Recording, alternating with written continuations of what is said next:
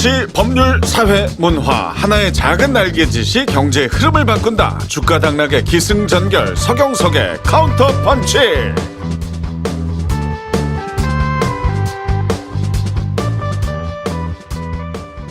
자, 어느덧 가을의 선선함이 몸으로 제대로 느껴집니다. 아침 저녁으로 찬바람이 불어와서 감기 걸리기 딱 좋은 날씨인데 청취자 여러분 건강하십니까? 건강은 있을 때 챙기고 사람은 항상 잘 챙겨야 된다 생각합니다. 자, 오늘 같이 할 저희 식구들 챙겨볼까요? 먼저 국제정치평론가 문희정님 반갑습니다. 안녕하세요. 네, 자 그리고 청인인베스트 오한결 대표를 대신해서 오늘은 강민 팀장이 자리했습니다. 반갑습니다. 예, 강민이라고 합니다. 반갑습니다. 네. 반갑습니다. 자 그리고 우리 출연진 중에 가장 동안이죠. KB증권의 이만중 과장 어서 오십시오. 네. 갑자기 갑작스러운 말씀하셔서. 네, 예, 오늘따라 좀 반갑습니다. 휴일이어서 그런지 오늘 이제 저희가 한글날에 녹음을 하고 있는데 아주 젊은 패션으로 반가워요. 네. 아니, 저 증권사 직원분들은 사실 이런 휴일이 좀 예. 꿀 같은 날인데. 그쵸, 꿀 같은 날이죠. 네, 가족들도 좀 챙기고 해야 될 텐데 우리 청취자분들 위해서 잘해주셔서 고맙습니다. 예, 아직 가족들 저기 지금 홍대에 와 있습니다. 아이고 세상에 기다리고 있군요. 오한결 대표는 가족들을 위해서 포기하고 강민 팀장을 대신 보낸 반면에 예, 참 대단한 그 성실함이에요. 우리 이만준 과장. 네. 자, 세 분과 함께 할 거고요. 오늘 반가운 소식이 하나 있어요. 새 식구 한 분을 모십니다. 이분은 이제 잠깐 저 대기실에서 제가 말씀을 나눠보니까 본인 입으로 네. 나는 유재석이다. 네, 시사평론계의 유재석. 네, 정말 TV, 뭐 라디오 종횡무진 최고의 평론가시죠. 최영일님 모십니다. 반갑습니다. 네, 안녕하세요. 안녕하세요. 여기 근데 양마의 편집을 하셨어요. 이러면 악플이 막 달려요. 미친 거 아니야? 뭐 이러면서 무슨 유재석이야. 제가 이제 방송 출연 빈도로는 유재석을 능가한다. 그렇죠.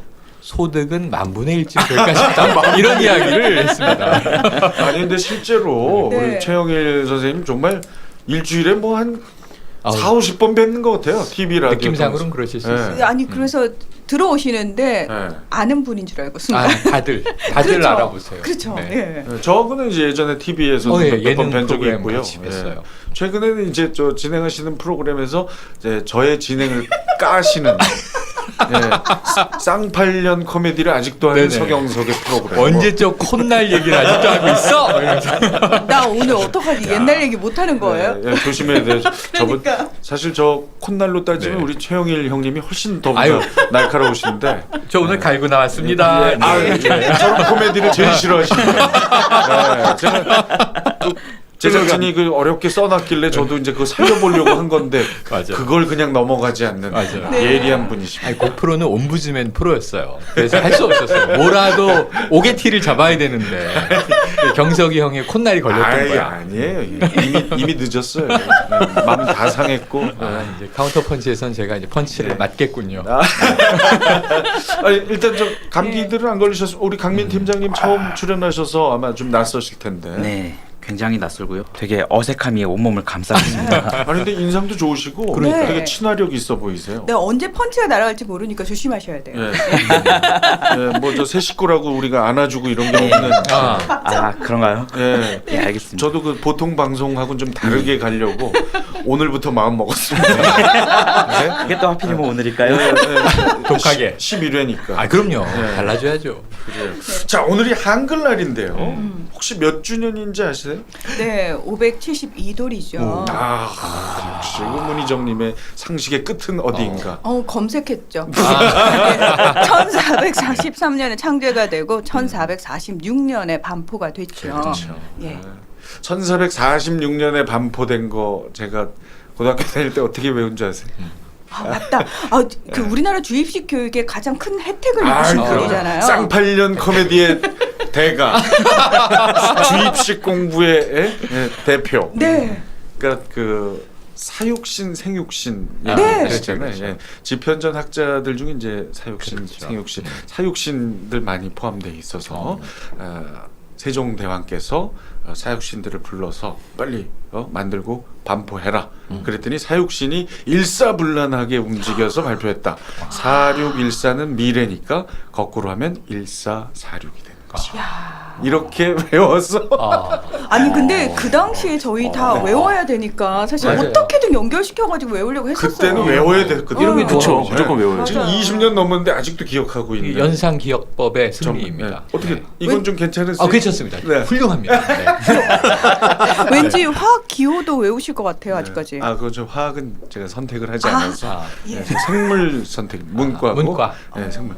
SN만 알아요. 주석. SN.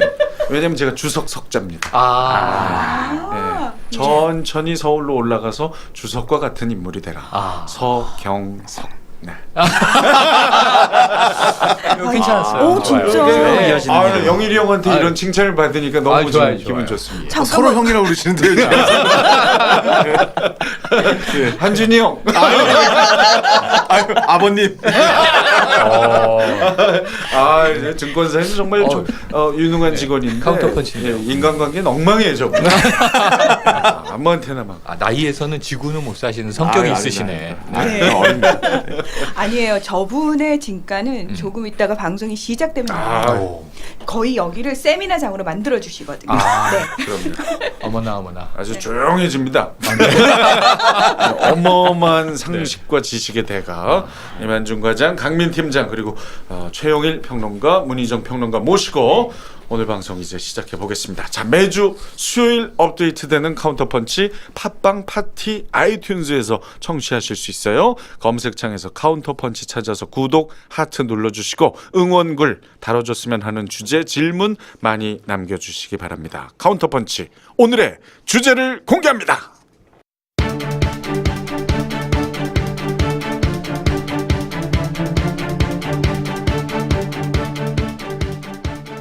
해마다 경제 뉴스를 장식하는 세금. 올라가는 물가만큼 무서운 것이 세금이라는 분들이 많이 있습니다. 정권마다 그리고 매해 주기적으로 들리는 세제 정책에 서민이 어려워진다라는 뉴스를 많이 접하게 됩니다. 오늘 서경석의 카운터펀치에서는 어렵게만 들리는 세제 정책, 더 자세히는 직장인들이 부담해야 하는 세금에 대해 알아봅니다.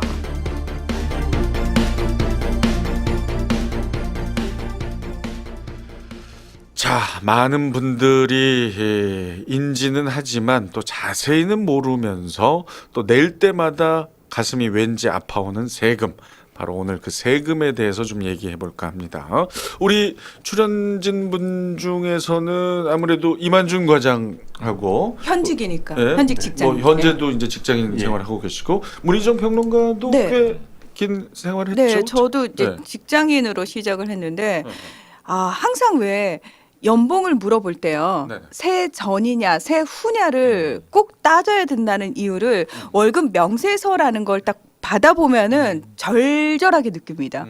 그 저도 처음 입사해서 책상 위에 항상 지금은 아닌 걸로 알고 있는데 처음에는 2000년도에는 책상 위에 올려져 있었어요. 월급 명세서 이렇게 뒤집어져서. 어허. 그래서 이렇게 딱 펼쳐보면은 무언가 상당히 많이 들어온 것 같은데 나가는 게 엄청 많아요. 그래서 처음 왜 찍힌 금액하고 아래쪽에 그래서 세금을 공제하고 밑에 실제로 받는 실수령액이라는 게 있거든요.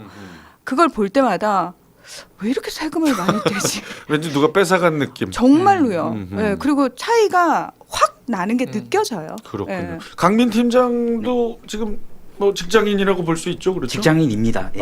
이게 볼 수 있는 게 아니고 그죠? 예, 청인 직장인입니다. 인베스트에서 예. 거기는 네. 월급 많이 주나요, 청이는? 뭐 업계에서 평균적으로 따진다면? 뭐 대표님이 안 계셔서 얘기해도 될 것 같긴 아, 하지만 그럼요. 예. 아니 오대표 안 들어요. 일단 이 예. 자리는 없으니까 오늘 공개되네요. 우리한테만 얘기해줘요. 장상훈 대표님 내일 들으실 겁니다. 당연히 그래서 듣겠죠. 네. 이게 뭐 좋은 회사다라고 좋은 회사다. 이 자리에 앉으면 거의 대동소이하네요. 그러네요. 네네. 자 손 팀장도. 이만준 과장님도 참 만만치 않을 것 같은데 회사에서 들으시나요? 저는 뭐 괜찮게 받고 있다고 생각합니다. 좋은 회사다. 물론 뭐 이제 그 말씀을 하셨듯이 그 월급 명세서 보면은 원천징수에서 다 빠져나가고 나오잖아요. 그러니까 그거 보면은 그런 생각 들죠. 이건 칼만 안 들었지 순 날강도다. 네. 뭐 얼마 안 돼요. 이제 다른 쪽도 수익원을 좀 생각해야 되나 그런 생각이 들 정도로 네. 맞아. 초기에는 네. 정말로. 근데 왜 그러면 혹시 남들한테 연봉 이야기 하실 때 새 전을 얘기하세요? 새 후를 근데 얘기하세요? 보통 세전 얘기하지 않나요? 네, 세후 얘기하면 되게 보잘것없는 그런 느낌이 있어서 네. 그래서 세전을 얘기합니다. 자, 지금 직장 생활 네네. 하고 계시고 혹은 또 하셨던 예. 분들의 얘기를 뭐 세 분이지만 네네. 들어보니까 다들 일단 세금은 좀 왠지 손해 보는 느낌. 아유 당연하죠. 예, 요- 이게 생돈 나가는 느낌. 저도 이 생각해 보면 지금 26년 차 사회인인데 그렇죠. 직장 생활이 한 20년 됐고요. 그 중에 한 8년은 제가 월급을 주는 CEO였어요. 벤처 회사를 만들어서. 그러니까 월급을 받아도 보고 줘도 보고. 아 그럼 처음 네. 월급 받을 때 월급 노란색 월급 봉투에 처음에 92년에 저는 노란색 월급 봉투에 우리 아빠 그때 받아왔던 월급이 60만 원쯤 통닭이랑 됐는데 같이. 신입사원. 제가 그 형이라고 한 거 제가 네. 죄송하게 생각합니다. 아예 왜요? 삼촌. 에이 왜 그러세요? 아마 제가 첫 수령이 한 달 만근을 못해서 38만 원 이게 제 92년 이 3월에 첫 급여였던 것 같아요. 그런데 그 이후에 변천사를 쭉 보지만 네. 아까 말씀하신 게 꼭 남자들 이러면 성차별적이니까 직장인들은 술자리에서 친구들하고 모이면 이 연봉이 자존심이잖아요. 그렇죠. 그러니까 이제 세전으로 당연히 얘기해요. 집에 가면 실수령액으로 얘기하죠. 네. 배우자나 가족에게. 그렇죠. 아니 세전 얘기했다가 그 차익을 뭐라고 설명해야 됩니까? 그러니까 예를 들면 이 저처럼 한 중견 정도 됐을 때, 한 네. 40대 초반 됐을 때 한 월 400 받아. 그럼 연봉으로는 이게 4,800. 나 연봉 5,000 받아. 이렇게 얘기한단 말이에요. 근데 연봉 이 세전 5,000이면요. 실수령액 300 될까 말까예요. 맞아요. 그러면은 3,600이란 말이에요. 실수령액 연봉은 격차가 커져요. 그러니까 또 이 월급이 늘어날수록 커져요. 그래서 이 술자리에서는 항상 세전 영끌 연봉을 얘기하는 거예요. 자, 그러면 이 세전 금액과 실수령액 왜 이렇게 차이가 나는 걸까요? 떼가는 뭔가가 있다. 떼가는 그래서 아까 뭔가가 이제 있다. 약간 이 격하게는 아까 저 임 과장님 분노감도 좀 느껴졌는데 세미나를 하시는 분이라 그래서 냉철한 분인 줄 알았더니 세금 얘기하니까 좀 울컥하시는 느낌이 있었고요. 아유, 인간적인 네. 부분도 많은 그러니까요. 분이죠. 지난 방송에서 세금 얘기 되게 많이 했습니다. 네. 그래서 우선 직장인 기준으로는 우리가 과거부터 갑근세 이렇게 부릅니다. 갑근세. 근로소득세 음흠. 이게 이제 주범이죠. 뛰어가고 4대 보험, 어허. 4대 보험 뛰어가죠. 이게 사실 세금은 아니고 나중에 돌려받는 건데 사회보장인데 준조세라고 느끼죠 우리는. 네. 언제 받을지 당장 감이 안 오니까. 그리고 그 외에 뭐 제세, 공제금들이 이제 있습니다.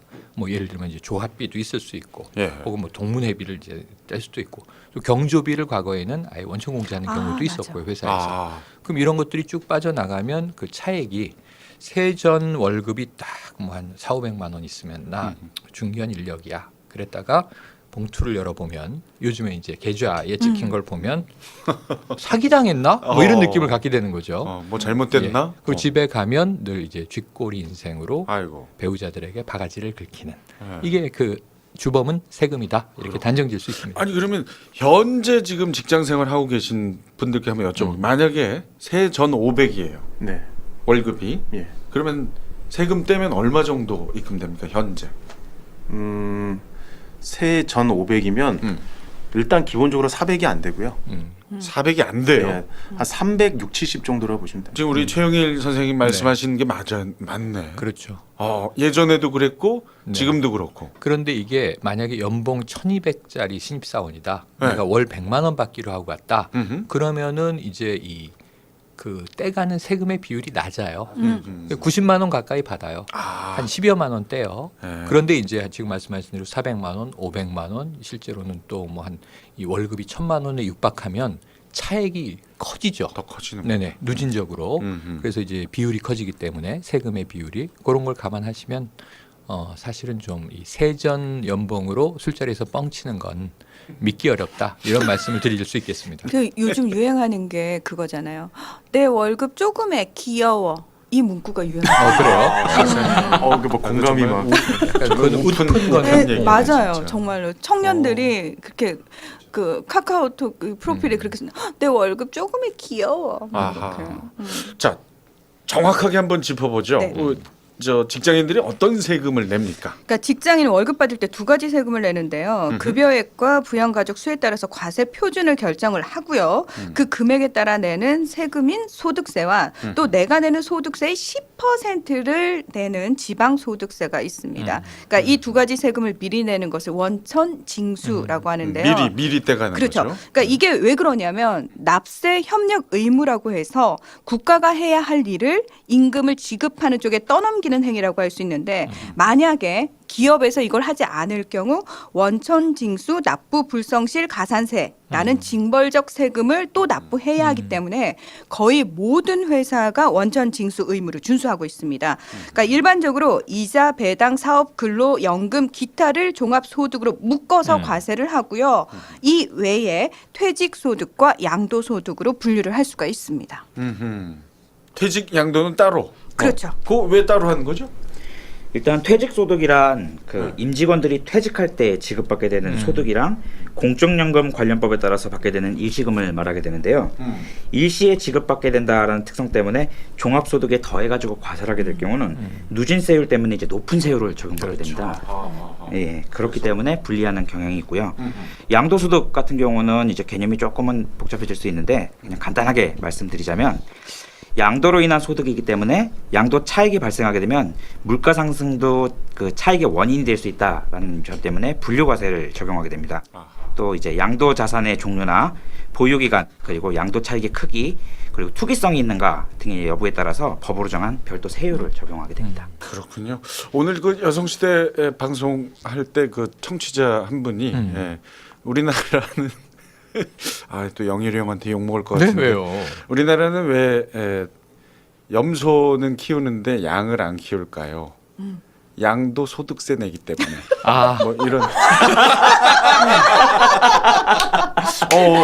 아니 영일이 형이 이렇게 좋은 반응 보여. 그러니까 제 얘기가 아니고요. 청취자께서 아니, 이제 그 주신 경석이 문자인데. 저 이런 아재 개그 완전 좋아해요.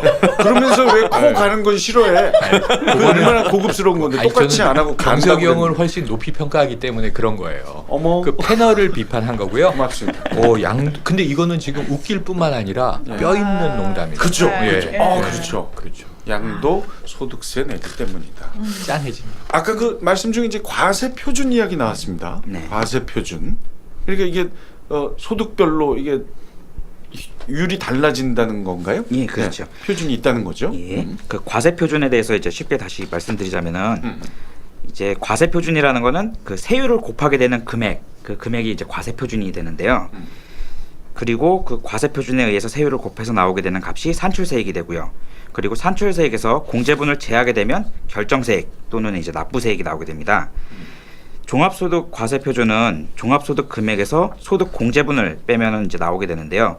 종합소득 금액은 이자소득, 배당소득, 사업소득, 근로소득, 연금소득, 기타소득을 합한 금액이에요. 그래서 2018년 기준으로 종합소득 세율 구간을 보면 1,200만 원 이하는 세율 6%, 그리고 1,200에서 4,600만 원 구간은 15%, 4,600만 원에서 8,800만 원 이하는 24%, 그리고 8,800만 원에서 1억 5천만 원 구간은 35%, 그리고 1억 5천만 원에서 3억 구간은 38%, 그리고 3억에서 5억은 40%, 5억 초과는 42%로 작년이랑 비교하면 이제 3억에서 5억 구간이 새로 신설되고 최고 세율이 42%로 증가했습니다. 네. 우리 저 일주일에 40개 방송에 네네네. 출연하시는 우리 최영일 네네네. 평론가께서는 42% 내시겠는데. 42%좀 내고 싶어요. 저는 정말 이 소망이 최고 세율 구간의 세금을 좀 내보고 싶다. 또 하나는 이 다세대 주택을 보유해서 종부세를 좀 종부세를. 내보고 싶다. 이런 이제 막연한 꿈이죠. 희망을 가지고 있는데 이게 프리랜서 소득은요 매월 달라져요. 이게 방송 환경에 따라서 굉장히 의외로 내가 이렇게 많이 벌었나 한 월이 있고. 들어온 게 없네 이런 또 달도 있어요.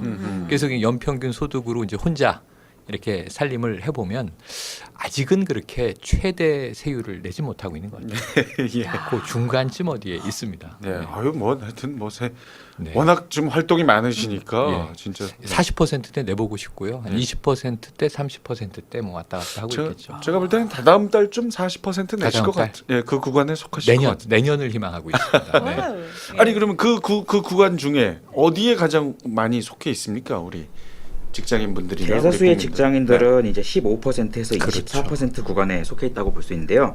금액으로 하면 이제 1,200만 원에서 8,800만 원 이하에 속한다고 볼 수 있습니다. 그렇군요.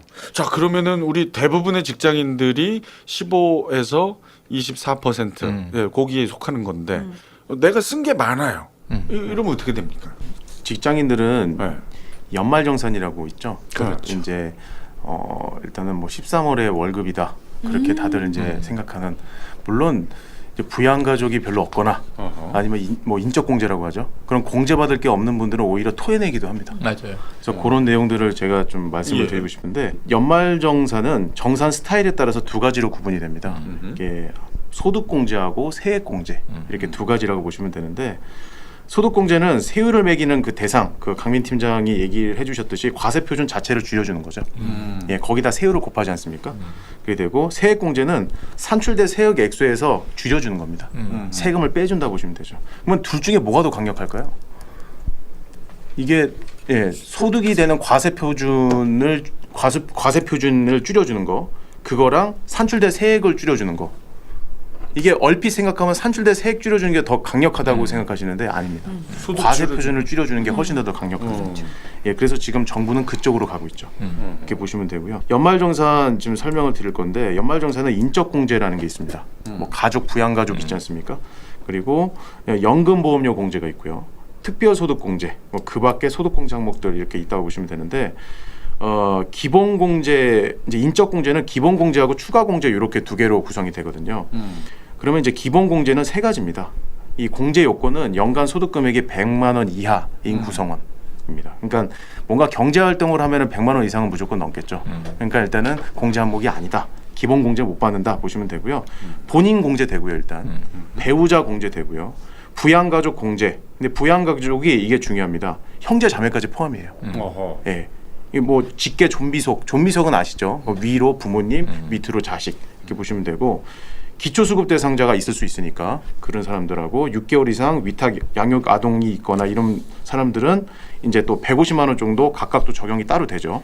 추가 공제가 있는데, 이 추가 공제는 이제 만 70세 이상의 경로자가 있을 경우에는 100만 원 이제 추가 공제를 해주고요. 장애인 공제 200만 원. 부녀자 공제는 종합소득 금액이 3천만 원 이하의 여성. 근데 이 부녀자 공제는 미혼이든 기혼이든 다 적용이 됩니다. 어허. 예, 그렇게 보시면 되고, 연 50만 원씩 되고요. 한부모 가족 공제라고 있죠. 그래서 배우자가 없는 사람들도 공제를 받아야 되잖아요. 예, 그래서 배우자가 없는 사람들 기본 공제 대상자인 자녀 입양자 이제 있는 경우에는 연 100만 원 이렇게 이제 공제를 해주는데, 연금 보험료 공제는 인적 공제 중에 기본 공제 요건 중 연간 소득금액 판정 시 종합 소득금액에 포함되는 연금 소득금액의 공제 항목인데요. 공적 연금하고 사적 연금 이렇게 두 가지로 됩니다. 들어보셨어요? 공적 연금은 우리가 다 알고 있는 뭐 국민연금이나 이런 게 있을 수 있죠. 사적 연금은 자기가 개인적으로 드는 그런 연금이라고 보시면 되는데, 이런 공적 연금이랑 사적 연금으로 이제 일단은 충족이 되면 그것도 공제가 되는 거고요. 그리고 또 특별소득공제 항목이 있습니다. 6가지입니다. 뭐 보험료 공제, 보험료 공제라는 거는 우리가 내는 보험료 공제를 얘기를 하는 거고요. 주택자금 공제, 주택 임차 차입금 원리금 상환액 공제, 장기주택 저당 차입금 이자 상환액 공제, 되게 복잡하죠. 뭐 이런 공제들이 있고, 그 밖에 소득공제 항목이 이게 세 가지가 있는데, 여기서부터 우리가 좀 관심을 가져야 되는 건데, 신용카드 다들 쓰시잖아요. 네. 신용카드 공제가 있고요. 뭐 우리사주 출연금 소득공제, 그러니까 우리사주 주식 받은 분들 요것도 출연금들도 다 소득공제에 들어가는 거고요. 장기집합 투자증권 저축 소득공제 이렇게 있습니다. 그러면 신용카드 공제에 관련돼서 이제 말씀을 드려야 되는데, 조건이 까다롭습니다. 그러니까 총 급여액의 25% 초과 사용한 부분에 대해서 각각의 공제율을 곱하는 거예요. 그러니까 소득금액보다 더 많이 받을 수는 없어요. 예. 그러니까 총 급여액이 25% 초과하는 분. 그래서 우선순위별로 순차적으로 적용이 되는데, 그 우선순위별로 말씀을 드리면, 첫 번째 우선순위는 신용카드 사용액입니다. 15% 공제를 해주고요. 그 다음 체크카드가 몇 프로일까요? 이게 우리 그냥 돈 있는 거 쓰는 거잖아요. 통장에. 이게 좀 더 강력합니다. 30%. 글쎄 그 얘기를 들었어요. 예, 맞아. 그러니까 체크카드가 더 좋고. 신용카드 15%, 체크카드 30% 이렇게 기억하시면 되고요. 전통시장 이건 더 강력합니다. 이거 우리 이제 시장 가서 재래시장 가서 하는 거잖아요. 몇 프로일까요, 이거는? 50%. 아, 40%입니다. 아, 사실. 가서 과일 사더라도 건너뛰셨네요. 거기서 카드 긁으면 근데 카드 안 받아주시는 분들이 많아서 온누리 상품권. 그렇죠. 그런 것도 다 이거에 포함되는 거죠. 그리고 대중교통 사용이 또 40%입니다. 그러니까 어허. 이번에 다 개정된 거예요. 그러니까 전통시장하고 대중교통은 다 이제 40%로 요번에 확 상향이 됐습니다. 예, 그렇게 보시면 되고요. 공제되지 않는 대상들도 있어요. 형제 자매가 신용카드 사용하고 이거 안 됩니다. 이거 안 되고 뭐 해외에서 쓰신 거 이것도 안 돼요. 그러니까 해외에서 쓰시면은 뭐 말짱 사용 없 그 상관없는 거 해외에서 쓴 거 안 돼요? 안 됩니다. 아, 그래요? 예. 왜냐하면 언제부터 그게 이해가 되는 게 네. 외화가 유출되는 거잖아요. 그렇죠. 우리 경제는 국내에서 소비하는 네. 걸 진작하기를 원하니까 그러네요. 해외에서 쓴 걸 공제해주면 해외에서 막 쓰겠죠. 그 언제부터 안 된 거예요? 원래부터 원래 안 됩니다. 원래부터 안 되는 걸로 알고 있습니다. 네. 그러니까 국가에 납부한 세금을 돌려받는 거기 때문에 예. 예, 그럼 국가의 납부를 예, 거기는 부가가치세를 바깥에다 그럼 내시면 해외 촬영 가서 이렇게 제 카드로 막 그 네, 스태프들 이렇게 회식하고 이런 건 안 아이고. 되네요. 소득공제하고 아이고 나와요. 안타깝네요. 아니 뭐 그리고 원래부터 안 된 거 맞아요? 아니, 저는 그렇게 알고 그리고 여기 있습니다. 이제 개인 사업자 이제 앞으로 꿈꾸시는 분도 있으실 수 있는데 사업 경비 결제분 또 안 됩니다. 이거 안 됩니다. 안 되고 보험료 카드로 결제하는 거 그것도 안 되고요. 공과금 내는 거 네네. 그것도 안 됩니다. 아, 그렇군. 그리고 또 하나 이 네. 월세 사시는 분도 분명히 있을 텐데 월세 비용 카드로 하는 것도 안 됩니다. 예, 그 기억해 주시면 좋을 것 같습니다. 야, 이 뭐 네. 정말 제대로 쫙 네, 얘기를 네, 해주셨는데, 예, 그러니까 공제가 되는 것도 있고 네. 안 되는 것도 있다. 네. 요거 좀 쉽게요. 4인 가족의 경우에 예를 한번 들어서 한번 설명해 주실 수 있을까요? 예, 그 통상적으로 하는 4인 가족이라고 하면 이제 부부 두 분이랑 자녀 둘 이렇게 해서 4인 가족 잡을 수 있을 우리 텐데요. 강민 팀장은 어떻게 됩니까? 저는 저랑 와이프랑 네. 딸 삼인 가족. 3인 가족. 가족. 예, 네. 돼 있습니다. 이거 와이프 얘기하면서 이렇게 웃음이 나와요. 이게 좀 표정이 제일 밝아요. 네. 비디오를 못 보여드려서 좀 한인데 생각만 해도 좋은가 봐요. 예, 뭐 굳이 답변은 생략하겠습니다. 네. 오늘 휴일에 나와서 좋은 건가? 글쎄요. 뭐또 기만님이야. 아니 그냥 내 이놈의 유부남들을 아주 그냥. 예. 난 너무 가슴 아파. 그렇죠. 우리 애 지금 어린이집도 안 가는데 내가 가서 아. 보살펴줘야 돼. 그걸 왜 그렇게 웃으면서 얘기하세요? 무슨 얘기 왜 없는 얘기? 원래 웃는 상이신 거예요.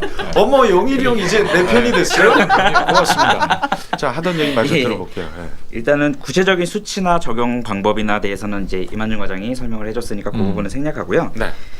4인의 일반적인 가족에게 해당되는 경우는 이제 뭐 장애인이 있을 경우에는 장애인 공제에 들어갈 수 있고요. 경로 우대자 공제나 한부모 공제는 4인 가족에서는 이제 해당되지 않는 경우가 그렇겠죠. 많이 될 수 있습니다. 네. 그 부분을 제외하고 연금보험료 공제 그리고 신용카드 사용 금액에 대한 공제, 전통시장 사용분, 그리고 대중교통 이용분, 직불카드, 현금 영수증 사용분, 신용카드 사용분 등이 포함될 수 있습니다. 대부분 다 이제 국세청 홈택스 들어가면 정리 깔끔하게 나와 있는 부분들이 있고 아하. 또 뭐 교회나 뭐 어디 헌금 내거나 하시는 분들은 그런 거 따로 정산 받으시고 안경이나 뭐 이런 것도 따로 받으시고 하면은 이용하실 수 있습니다. 네. 그러니까 4인 가족 쉽게 얘기해서 이제 어른 부양에 대한 공제는 못 받겠네요. 그죠? 부양 가족으로 올라 있으면 같이 네. 산다는 전제가 있는 건데. 그러니까 세대 안에 예. 같이 있어요. 지금 4인 그렇죠. 가족 기준은 부부와 자녀들. 근데 요즘 4인 가족은 이런 변형이 많아요. 지금 한 자녀가 많잖아요. 네네. 그러니까 부부 한 자녀. 에다가- 부부가 맞벌인데 네.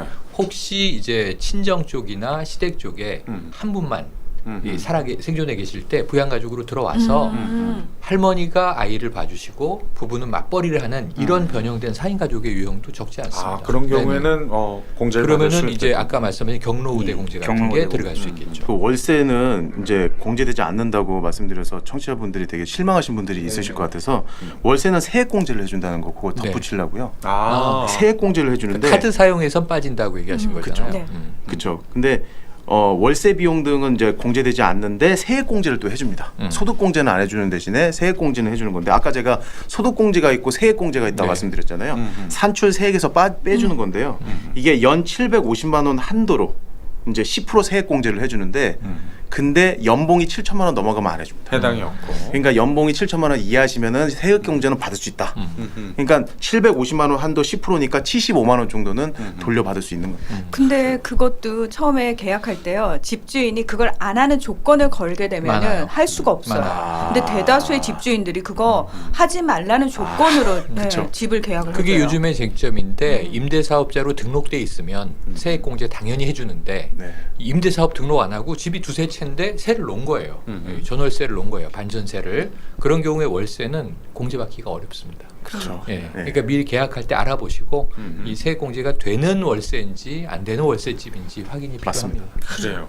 자, 그러면 요즘 참 많이 늘어나고 있는 1인 가구. 네. 예? 이거 어떻게 뭐 공제를 못 받아요? 어떻게 돼요? 그러니까 2007년부터 사실 소수 공제자 추가 공제 제도를 폐지를 했거든요. 그러니까 이게 뭐냐면은 연말 정산을 할 때 부양 가족이 적은 1인 가구는 100만 원, 그리고 자녀가 없는 부부 2인 가구는 50만 원을 추가로 소득 공제하는 제도였는데 이걸 없애고 대신에 정부가 다자녀 가구 추가 공제 제도를 도입을 했어요. 그러니까 직접적으로 세금을 걷지는 않고 연말정산 소득 공제를 폐지함으로써 간접적으로 1인 가구가 더 세금을 내게 되는 상황이 벌어진 건데, 그러니까 독신세나 뭐 싱글세의 징벌적 세금은 아니지만 공제 혜택 자체가 줄어들어 버렸잖아요. 그래서 상대적으로 좀 불리한 세금 기준을 따놓고 있는 상황인데요.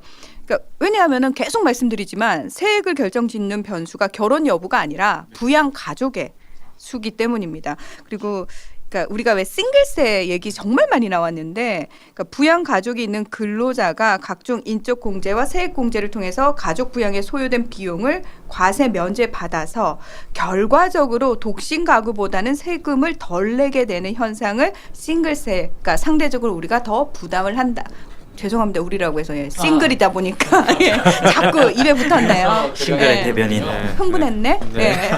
왠지 세금 이게- 많이 내는 것 같아. 이게 지금 예. 뜨거운 쟁점이에요. 예. 사회적 쟁점인 게 한번 생각해 보세요. 그러니까 이제 한 4인 가족 여기 계시니까 다 남자들은 다 결혼한 경우네요. 아, 그러네. 네, 그러니까 네. 이제 이 애 키우는 게 얼마나 힘든지 알아? 얼마나 돈이 많이 들어가는지 알아? 내가 개인을 위해서 쓸 수 있는 가처분 소득은 없고 교육비, 의료비 뭐 애들한테 다 들어간단 말이야.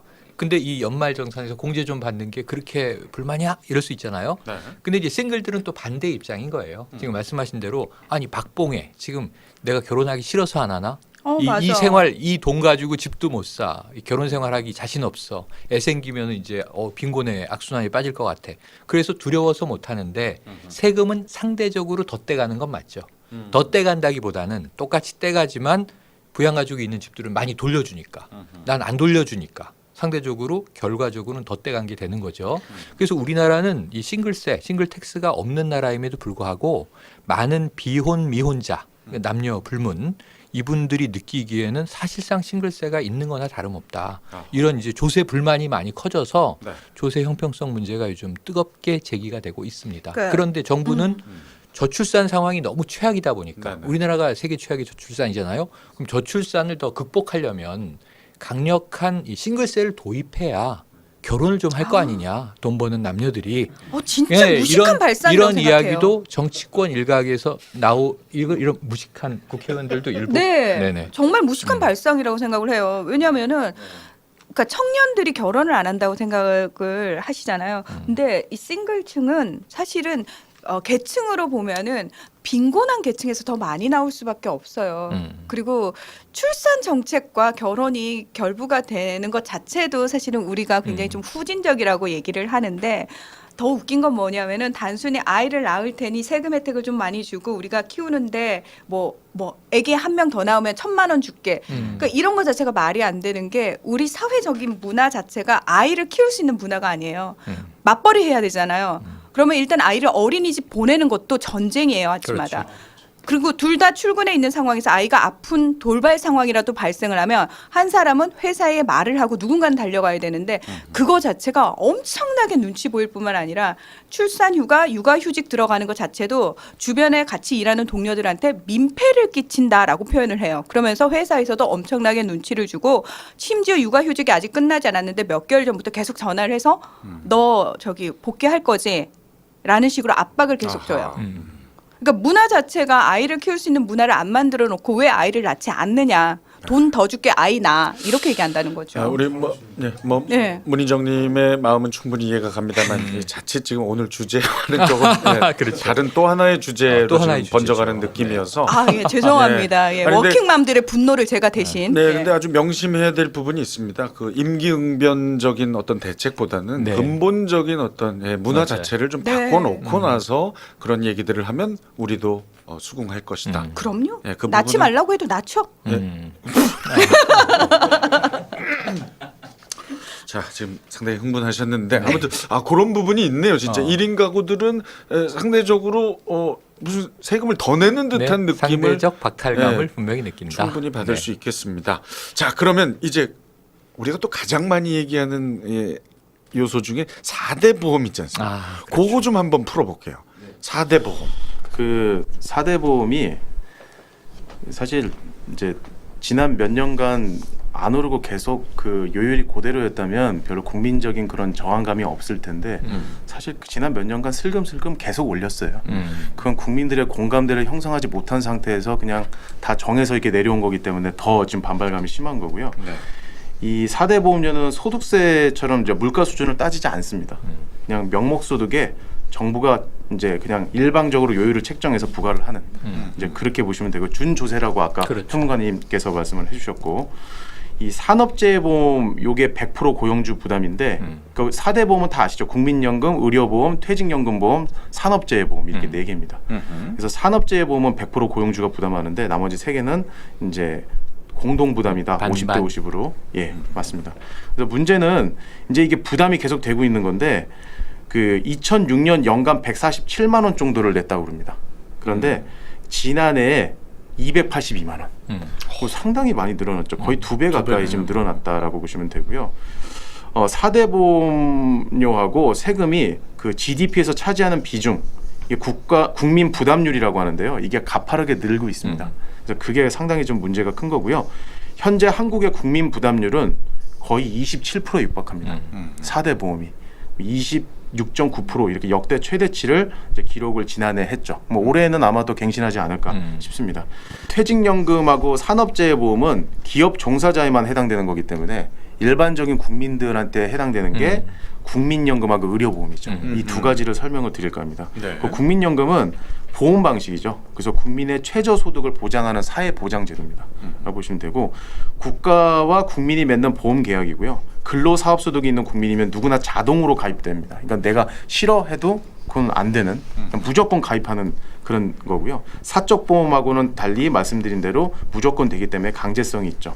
사회보장제도의 특징입니다. 이게 국가가 개인 기업 등으로부터 일정량의 보험료를 받습니다. 받고 근로소득이 없는 노인, 가족 사망 후에 남겨진 그런 유족들, 그 소득 활동을 하기 힘든 장애인들한테 연금을 지급하는 구조입니다. 그러니까 국민연금이 나중에 내가 받을 거를 지금 내는 거라고 일반 국민들은 생각하지만 국가 입장에서는 그거를 지금 현재 생산활동하는 사람들한테 걷어서 생산활동하지 못하는 사람들한테 나눠주는. 그러니까 계속 그게 지금 이제 로테이션이 되겠죠. 예, 그렇게 이해하시면 되고요. 가입 자격은 18세 이상하고 60세 미만 국민이라고 보시면 되고요. 가입 형태 이게 중요해요. 가입 형태가 사업장 가입자, 거의 대부분이 사업장 그렇죠. 가입자죠. 그리고 지역 가입자, 임의 가입자, 임의 계속 가입자 이렇게 네 가지입니다. 임의 계속 가입자는 거의 없어요. 그래서 제가 설명을 드리면 전체 가입자의 55%가 사업장 가입자입니다. 그래서 이 직장인들은 다 사업장 가입자라고 보시면 되고요. 네. 그 사업장 가입자가 아닌 국민은 모두 지역 가입자가 됩니다. 그러니까 사업장 가입자 아니면 지역 가입자 이렇게 보시면 되고요. 그 지역 가입자가 거의 대부분 다 자영업자라고 보시면 돼요. 예. 그리고 사업장 가입자로 가입했지만 60세 이전에 퇴직한 분들 있잖아요. 네네. 이런 분들은 지역 가입자에 이제 속하게 되는 거죠. 예, 그렇게 보시면 되고 임의 가입자는 전업주부들, 맞아요. 소득이 없는 전업주부들이 해당이 되시고요. 그리고 기초수급 대상자 아까 말씀드렸던 그 기초수급 대상자랑 만 18세에서 27세 미만의 우리 가장 일반적인 남자들이 무조건 겪게 되는 학생, 군인 이들이 다 임의 가입자입니다. 예. 그리고 아까 거의 해당이 안 된다고 하는 임의 계속 가입자는 만 60세 이상인 국민 중에서 연금을 받을 수 있는 최소 가입 기간이 10년이거든요. 이 10년을 못 채운 분들이 있어요. 아하. 이런 분들이 해당이 됩니다. 예, 그렇게 보시면 되고요. 그래서 65세까지 연금보험료를 계속 내야지만 이제 받을 수 있다라고 보시면 될 것 같아요. 네. 그래서 예를 한번 들어보면은 월급 500만 원을 받는 직장인이 월 449만 원의 상환액을 적용하면 매달 40만 4,100원, 9%죠, 9%. 보험료를 내는데 상환액이 월 468원으로 오르게 되면 매달 42만 1,200원 이렇게 보험료를 내게 되는 거죠. 예, 이렇게 보시면 좋을 것 같고요. 그 내는 액수는 정해주는 거죠? 그렇죠. 9%로 그죠. 딱 돼 있습니다. 그 음. 9%는 예, 9%로 딱 정해져 있고요. 그 다음에 이제 건강보험료 말씀을 드려야 되는데 이 건강보험료는 제가 구체적으로 설명하기보다는 이게 얼마나 빠르게 올라가고 있는지 그것만 말씀을 좀 드릴게요. 이거 70년대 후반에 이제 처음 도입이 되는데 2001년도에 3.4%였어요. 근데 지난해 6.12%입니다. 2배네요. 네, 거의 2배죠. 그러니까 16년 만에 80%가 올랐어요. 그러니까 노령화 속도보다 더 빠릅니다. 이거는. 그러니까 이 도대체 무슨 기준을 갖고선 이거를 정했는지 이 공감대 형성이 안 되는 거죠. 그래서 이 부분이 사회적인 쟁점화가 될 가능성이 있다. 그렇게 네. 보시면 됩니다. 이게 좀 뭐 말씀하신 대로 이게 보험이잖아요. 예, 그렇죠. 만약의 사태를 대비한 뭐 예. 예, 상당히 좋은 취지의 좋은 취지죠. 예, 사회보장이니까. 거두어 드림인데 이 직장인들이 느끼기에는 예? 부담이죠. 어마어마한 그러니까 부담으로 지금 예. 당장 나가는 지출이라고 생각을 하면은 이게 마음이 아픈 거고 나는 지금 가처분 소득이 절박하니까. 근데 이게 문제는 그냥 세금은 뜯긴다 이런 느낌이고 예를 들면 내가 많이 벌었는데 내 세금을 많이 띄어가서 저소득층을 지원한다. 그럼 그게 의무감에 마음은 뿌듯할 수 있지만 노블리주 오블리주로 나에게 돌아오는 돈 아니잖아요. 그 세금은 국가의 이제 존재 이유인데 많이 번 곳에서 소득이 있는 곳에서 가져다가 이 힘든 곳에 나눠준다.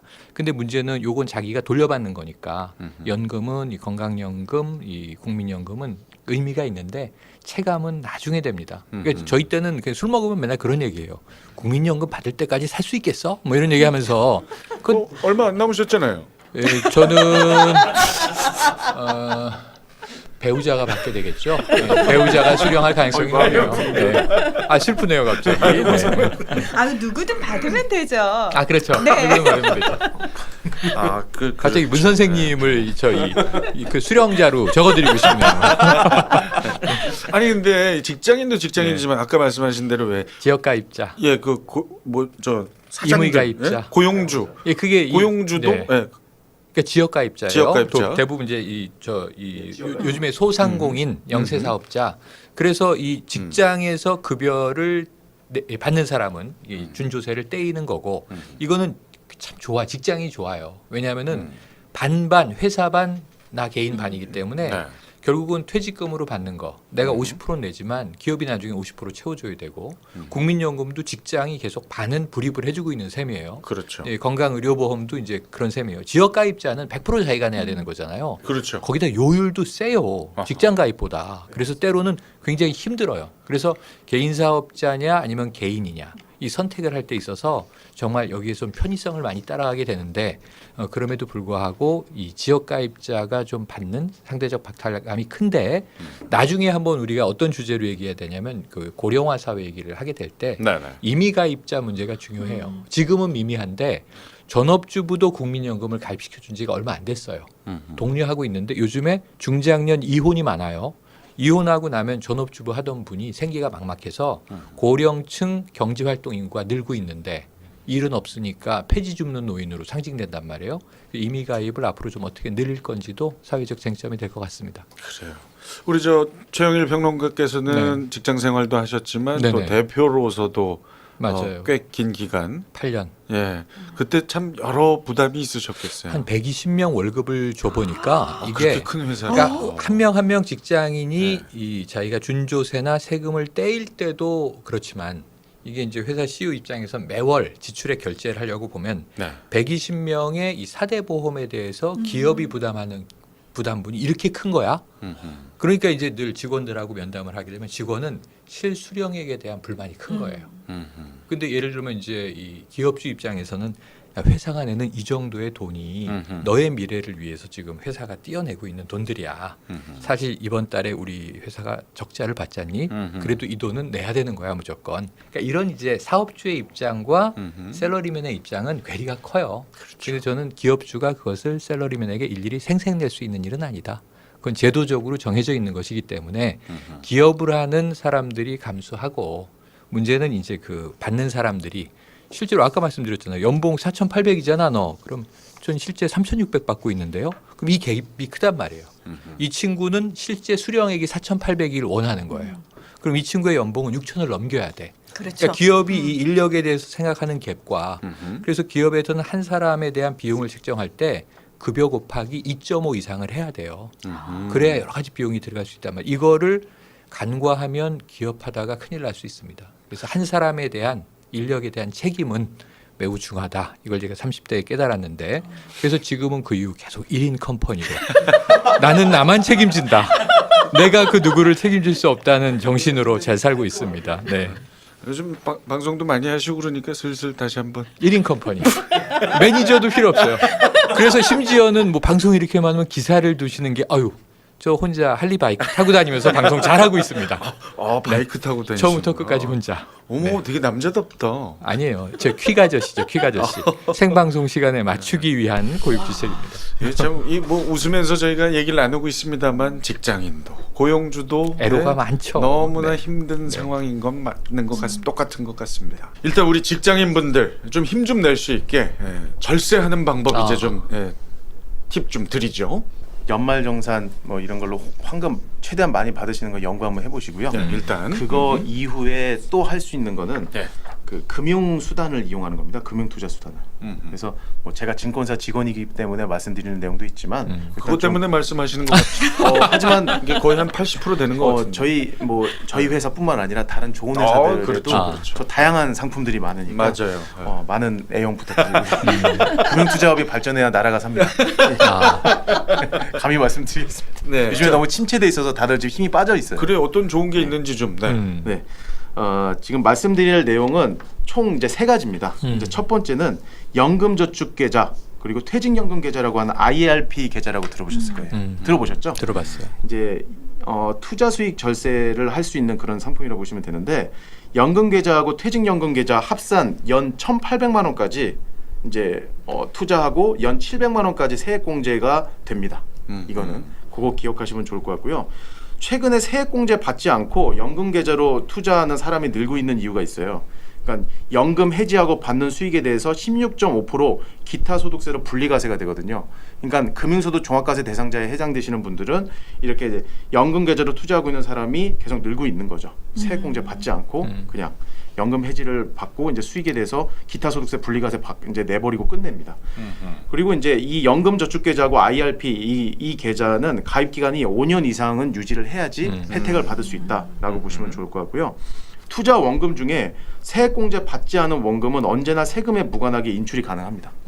그리고 세액공제 받은 원금과 투자 수익 이제 IRP에서는 퇴직금 포함하는데요. 인출 시 소득세가 과세되니까 이건 유의하시면 좋을 것 같고요. 연금 계좌를 해지하면 세액공제 받은 원금도 과세 대상이 됩니다.